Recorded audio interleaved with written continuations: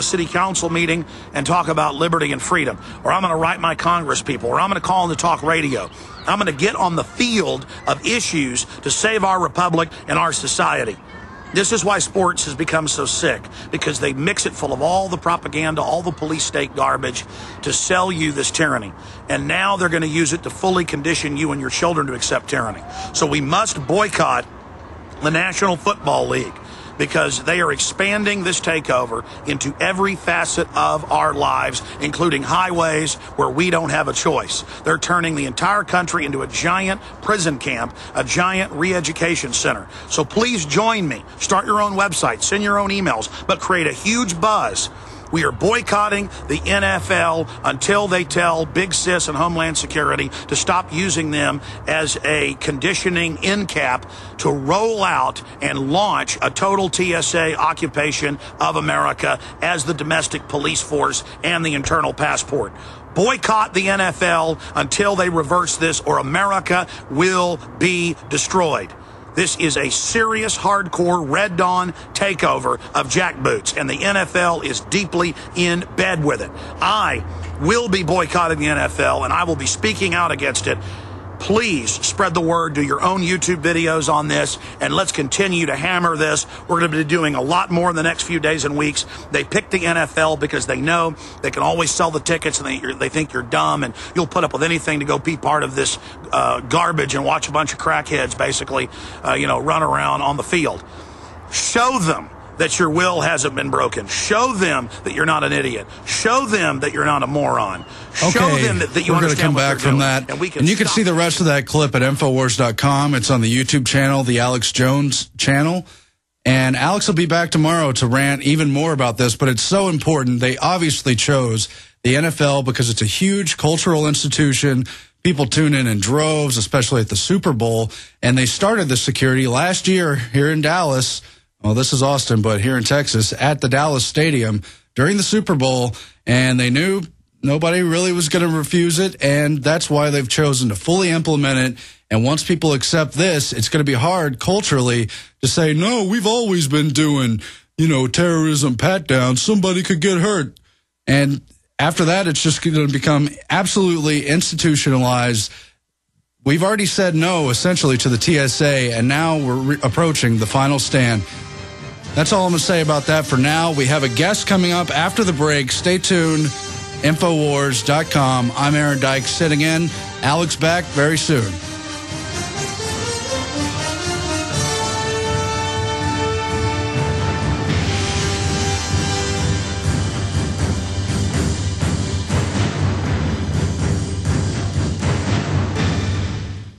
We're on the march. The Empire's on the run. Alex Jones and the GCN Radio Network.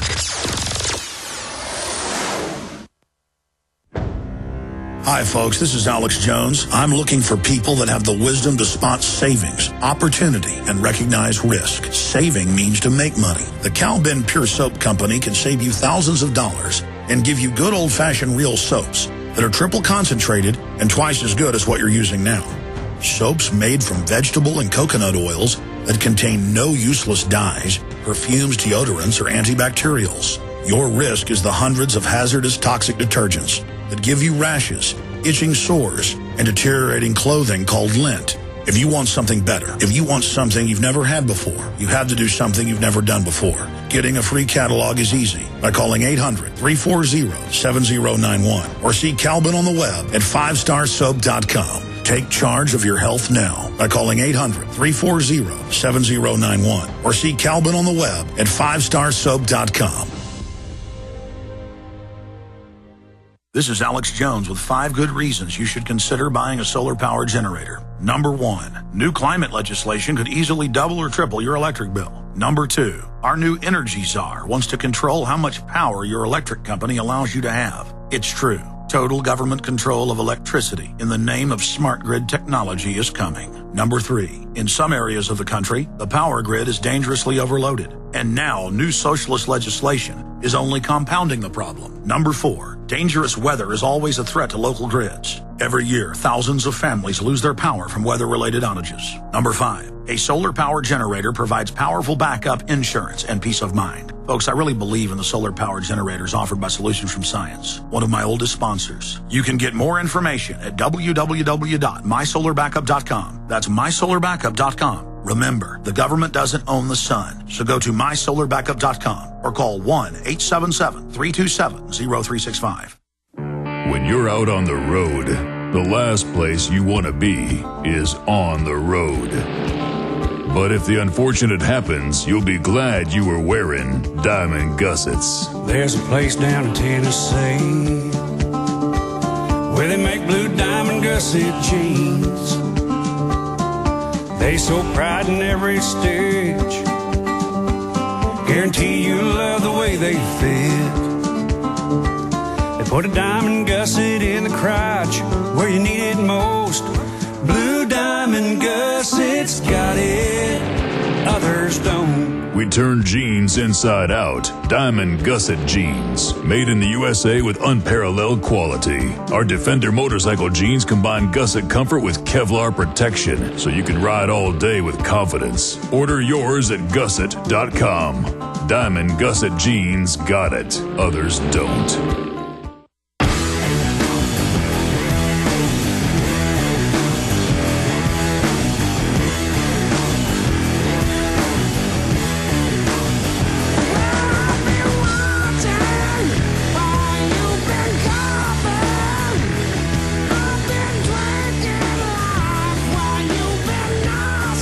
We are back again at Infowars.com. I'm your fill-in host today, Aaron Dykes. Alex will be back tomorrow. We just saw his special report on the NFL boycott of the pat-downs as the police state continues to expand. Wouldn't you know it, just time with this total information revolution. The internet has overtaken mainstream televised and print media, and everywhere information is increasingly the threat. We have Alan Watt of Cutting Through the Matrix coming up, but right now we go to Rizwan Sabir. He's a human rights activist and doctoral researcher at the University of Strathclyde, where he's been researching Islam and British and Scottish government policy with a focus on counterterrorism. In May 2008, he was detained for 6 days as a suspected member of Al-Qaeda for being in possession of primary research literature. He was released without charge. He sued and won a sum of money, but essentially he was targeted for downloading information. So now information is the thing they have to contain, not the actual threat of real terrorism, of which he demonstrated none. Anyway, we're going to get his take on it and find out more about this story. Are you there, Mr. Sabir? Hello, call me Rizwan. I am here. Right, thanks for joining us. So why don't you give us the background on how this whole situation arose, what you were researching, and we'll get more into the implications in a moment. I was researching at the time Al-Qaeda and Hamas. I was looking at the military tactics of both organizations and how they impacted upon, or how ideology affected military tactics.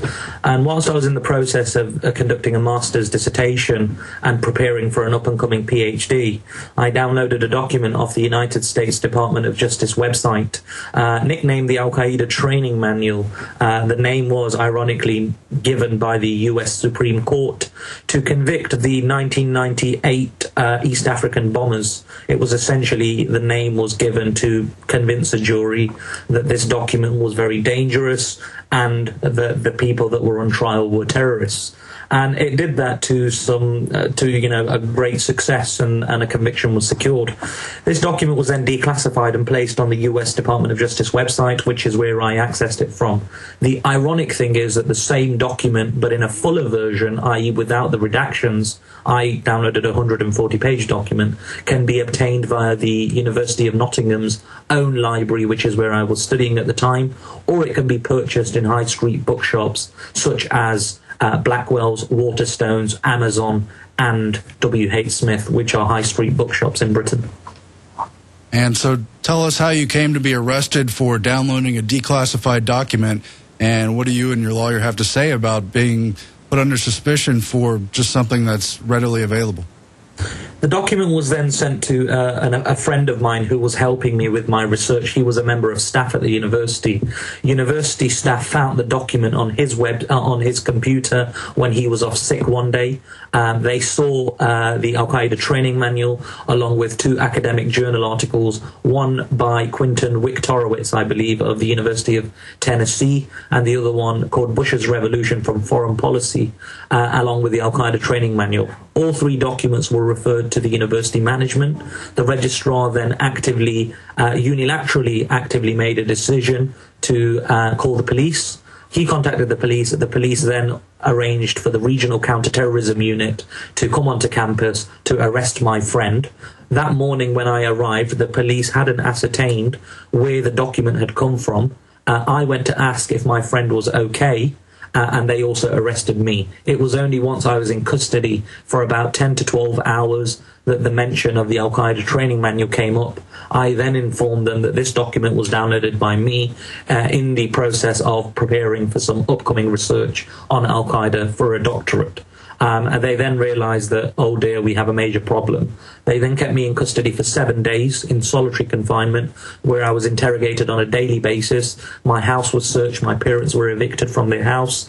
Various property and various academic material, notably, was seized as evidence, just to, provide the police with some kind of context or a charge that would stick to me that I was a terrorist. Any evidence was evidence that would be used against me. That's the kind of position I was in. That's where the manual came from, and this is what happened. Obviously, they couldn't prove anything, and I was released after 7 days of, being in solitary confinement, and kind of placed back into society to carry on as nothing had happened. No evidence in a climate where there is no evidence, where they let the real Al-Qaeda hijackers into the U.S., into Britain. No one's fired, no one's held accountable.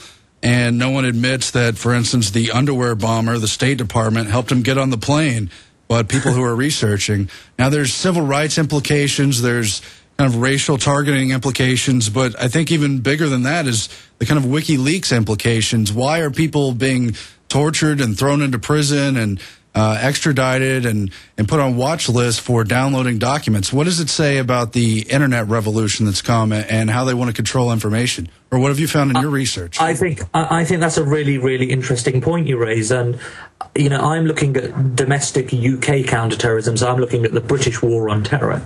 And one thing that is absolutely evident in the plethora of anti-terrorism legislation that has been introduced since 9/11, and especially since the London bombings on the 7th of July, is that the focus of this legislation and anti-terrorism law is on preemptive action against those that hold information. So, for example, the police and the security services are not focusing particularly on those that are involved in active terrorist plots, because there's not that many people that are actively involved in plotting terrorism in the United Kingdom. What they are involved in is catching 18-year-old young people who, out of curiosity most of the time, or because they're feeling a bit naughty, have a look at something like the Al-Qaeda training manual, which is a legitimate, open-source, declassified document. They will be in possession of something like this. They will be found in possession of something like this. They will then be put through the criminal justice system, and with the way that the legislation in Britain is worded, they will then be convicted as terrorists.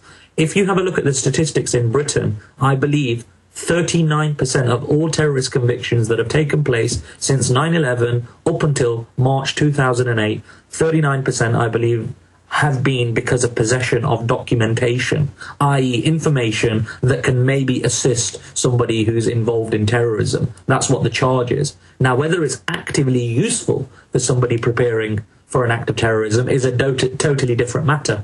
For example, let's take the Al-Qaeda training manual. Now, this document, I believe, from my understanding and my research, it was produced by a double agent who was working for the American Special Forces in the 1970s. It refers to modern technology as facsimiles and fax machines. It is hardly the stuff of modern terrorism and modern terrorists. It has no practical value whatsoever, yet this is the kind of information that is being used to lock away people to prison as terrorists.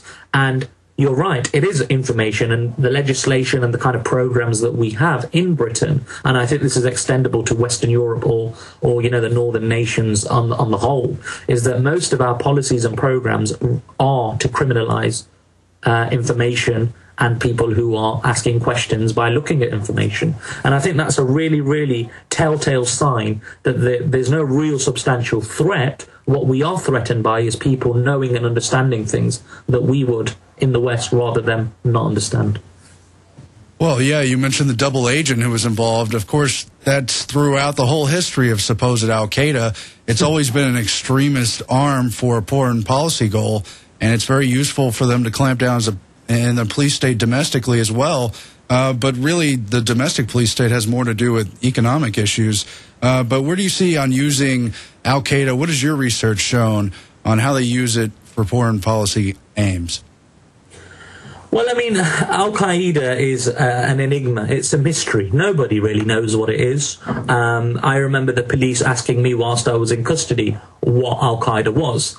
And when I told them I subscribed to what Noam Chomsky and the author of the book Inside Al-Qaeda, Jason Burke, has written, and said Al-Qaeda used to be an organization, a very small group with a core membership, no more than 15 to 20 people possibly, but is now turned into an ideology. I remember the police officers looking at me like I'd just told them that the sun is made of cheese.